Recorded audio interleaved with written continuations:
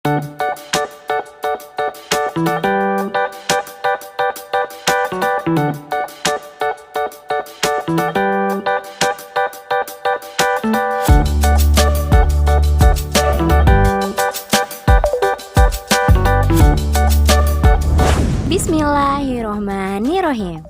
Assalamualaikum warahmatullahi wabarakatuh. Ayah dan bunda, sudahkah membacakan buku kepada anak hari ini? Ayah dan bunda, tahukah kenapa kita harus membacakan buku kepada anak sejak anak berusia 0 tahun? Karena sudah bukan sebuah rahasia lagi jika membacakan buku kepada anak memiliki banyak sekali manfaatnya. Dan salah satu manfaat membacakan buku kepada anak akan kita bahas pada video kali ini. Ayah dan bunda, suka dengar gak sih komentar negatif dari orang-orang ketika kita membacakan buku kepada anak? Komentar negatif itu jangan diambil pusing ya. Lanjutkan perjuanganmu untuk mengenalkan buku kepada anak-anak. Karena manfaat membacakan buku kepada anak ada banyak banget. Yuk kita belajar bareng-bareng. Sebelum mulai, pastikan dulu ayah dan bunda sudah mendownload video ini agar saat ayah dan bunda menonton video ini dekat dengan anak-anak tidak terkena radiasi internet. Memiliki efek jangka panjang dalam kemampuan berbahasa dan membaca. Ayo, siapa yang zaman dulu baru bisa lancar ketika sudah kelas 2 SD? Zaman dulu masuk SD belum bisa membaca, rasa-rasanya oke-oke aja ya bunda. Tapi zaman sekarang udah gak bisa lagi. Jangankan gak bisa membaca, nggak TK aja gak bisa masuk SD. Nah, ternyata membacakan buku kepada anak sejak usia 0 tahun bisa memudahkan anak ketika anak belajar membaca. Departemen Pediatri, Fakultas Kedokteran, New York University meluncurkan riset terbaru berjudul Early Reading Matters: Long-Term Impact of Shared Book Reading with Infants and Toddlers on Language and Literacy Outcomes.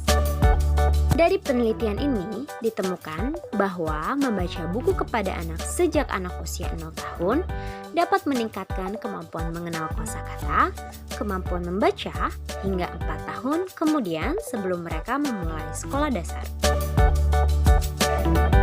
Penelitian ini dilakukan dengan memonitori 250 pasangan ibu dan anak di Amerika.